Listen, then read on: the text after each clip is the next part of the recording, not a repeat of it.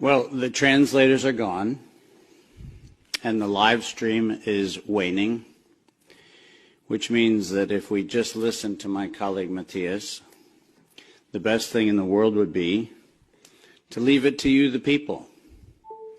Now it's up to you to share what clearly, based on the cavernous emptiness we see in all of these spaces, is only going to be heard if you share it. So it feels very appropriate that I should be the one with the quietest voice. But let's let that lion roar, shall we? I'm done talking about COVID, and I'm done talking about SARS-CoV-2, and I'm done for a very simple reason. For 110 years, we, the people of the world, have been lied to. We're a group, a very small number of criminal industrial conspirators decided to subordinate the entirety of the human population for the purpose of their sinister plans to enrich themselves while impoverishing and killing the rest of humanity. And I'm done being polite. We've long passed polite. When the words acceptable death rate become part of an industrial norm, we have lost the plot of humanity. And that's not my words. Those were the words of the World Health Organization and of Pfizer and of Moderna when they were given the authorization to begin the process of killing human beings in the interest of advancing their goals. Next slide. And I'm also not going to sugarcoat this. This is a criminal cartel. We are acting as though there's some sort of redeemable quality somewhere in some esoteric layer that somehow or another the World Health Organization must have some salutatory benefit. Well, I'm going to tell you, since its formation in the 1940s, the World Health Organization has been nothing more than a criminal cartel that has a sole and singular intent. And I will show you the document that proves what I'm saying. This is not an allegation. This is actually provable by their own words in their own hand. And they use a four-step process to execute every one of their nefarious plans. They begin by planning an exercise, then they go to the business of funding that exercise, then they create the rationale for the thing that they're going to do, and then they deploy and profit from it. And in violation of 15 U.S. Code Section 19, which for those of you listening, coincidentally started with the Clayton Act in the same year that the World Health Organization in the United States, 1913, the same year the World Health Organization's progenitors also started. So I find it fascinating that we passed the Clayton Act in 1913 and we set in motion 110 years ago the criminal conspiracy which we now call the World Health Organization. 110 years later. And in violation of TIFU, or TEFU, I don't even know how to say it, the TFEU, the treaty allegedly for the functioning of the European Union, which I think needs to now be called the Treaty for the Dysfunctional European Cabal, Article 101 unambiguously lays out the conditions that this was never a public health anything. It was racketeering for the purpose of instilling terror to adapt the behavior of a population. Period. That's what it was. That's what it always was. And we can come up with every theoretical argument we want to make about things, but the problem, even with the theory that we had an outbreak of something, is falsifiable for the data from Zurich that shows us that in the year of the death pandemic of the globe, life insurance companies paid $30 billion less in claims. Now, if there's a medical professional or a social professional or anybody else who wants to debate that we could develop a virus cunningly that could find out your bank account, your insurance policy statements, and whether you're paid up on your premiums, that's a big ask. It turns out that the data is unambiguous. We did not have a pandemic. We had genocide. And we need to call it what it is. Next slide. When I say we planned it, let's make sure we understand exactly the not so fine print of the fine print. And I want to call your attention first to the right-hand column of this slide. This is the 2011 data that the World Health Organization, the Wellcome Trust, PATH, and the Gates Foundation did on their wonderful worldwide program for a malaria vaccine for children under the age of 6 months of age. And in their clinical trial, it's helpful to point out that they murdered 66 children in the vaccine group, and then cunningly used the term control for a control group in which they murdered 28 children. Now, the reason I said murdered, and the reason why I use that term, is because it's exactly what it was. Because it turns out that this control group was not a saline injection. It was not some sort of innocuous, innocent thing. It was actually a cocktail of other known pathogenic disease-carrying injections. The control group was known to kill people, and the experimental control group was actually theoretically maybe going to kill people. And what we did was we actually went ahead and murdered them all. And cunningly, under Article 5, Section 13, which I've put on this slide, I want you to understand why I said, at its formation in 1947, when the WHO was funded and founded, it was funded and founded by people intent to commit a crime because of their own language. Section 13 of Article 5 ends with the following statement: immunity from personal arrest or detention, blah, blah, blah, immunity from legal process of every kind.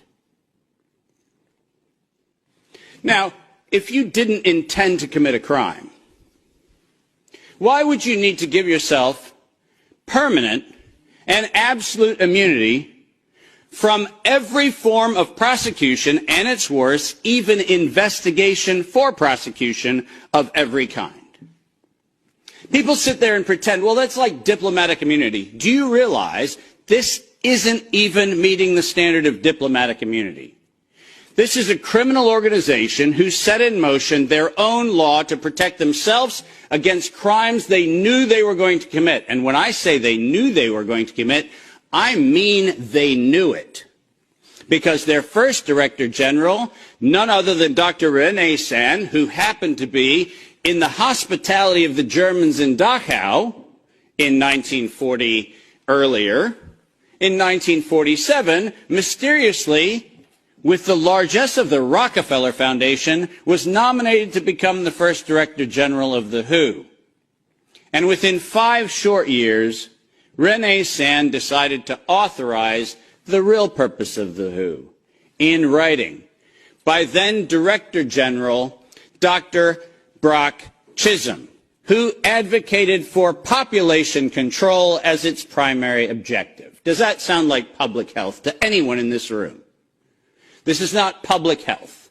This is the advancement of the same genocidal program that began with the Carnegie Foundation's funding of the eugenics office at Cold Spring Labs in the United States in 1913 under the philanthropy of Andrew Carnegie. People, stop fooling yourself. We debate the leaves on the tree of what we call this pandemic thing, but we're not going to the root. This was an organized crime, racketeering entity set up to give itself first absolute immunity and then execute its plans to make sure it controls who lives, who dies, and who gets any chance at life. And if you think that I am somehow inflating numbers, let me be unambiguous. Under every treatment of tax provision, if I were to tell you that there is an 88% controlling interest of any organization, you might conclude that that actually aggregates into a controlling interest. And it turns out that if we look at the foundation donations to the World Health Organization, 88% of those come from a single organization, the Gates Foundation. That constitutes a violation of every competitiveness law in Europe and every competitiveness law in the United States. This is absolutely not only not an independent, charitably funded donation, but more importantly, under the tax laws on both sides of the Atlantic, this constitutes directed donations which specifically are forbidden and do not have any place anywhere in the Charter of the World Health Organization or any of the UN-affiliated organizations. When I say this is a crime, I mean it's a tax crime, a racketeering crime, a money laundering crime, and now the crime of racketeering leading to murder and global terrorism. Next slide. I told you that the second thing after they plan it is they fund it. And why don't we use the criminals' language in their own words, because it's the best way to say it. When they actually planned the release of the use of a biologically modified chimera associated with the model derived from coronavirus, they actually said the following: to sustain the funding base beyond the crisis, we need to increase the public understanding for the needful medical countermeasures such as a pan-influenza or pan-coronavirus vaccine. Now, let me pause for just one moment and remind you that the crisis that they were speaking of was a crisis of diminishing funding. There was no health crisis. This was a crisis of their coffers were starting to run dry. That's the crisis. And let's read on. A key driver is the media, and the economics will follow the hype. We need to use that hype to our advantage to get to the real issues. Investors will respond if they see profit at the end of the process. That is officially the statement made by the conspiratorial cabal that by that time was the decade of vaccines put in motion in 2011 by the Global Preparedness Monitoring Board of the World Health Organization, and it was the funding base for Peter Daszak's partnership with the chimeric production of pathogens both in North Carolina and in Wuhan. So don't tell me that we have to do an investigation into where this came from. The criminals have admitted to it in their own words. Next slide. And now we get the fun one that no one in Congress is willing to address, which is the elephant in the room. On October the 21st, 2014, despite the multiple conversations between Senator Rand Paul and Anthony Fauci, where we've been told that Rand Paul has done everything he can to put Fauci on the ropes, he has had in his possession the letter that you see on the left. And it is the letter conveniently on NIAID letterhead sent to the University of North Carolina, Chapel Hill, which unambiguously states that during the gain-of-function moratorium, which, by the way, if we use the word moratorium, feels like that means you're supposed to stop. Why don't we go ahead and look at two pieces of this letter. First, the second bullet under Project One, which, by the way, was not part of the original grant. This was to look at the novel functions of the virus pathogenesis in vivo. You know what that means? In living systems. The grant was supposed to be clinical simulations and models, but this grant was modified with this letter to say we were going to authorize gain-of-function research during the moratorium in living systems. And then we love the last paragraph of this letter, which conveniently says, as your grant is currently funded, this pause is voluntary.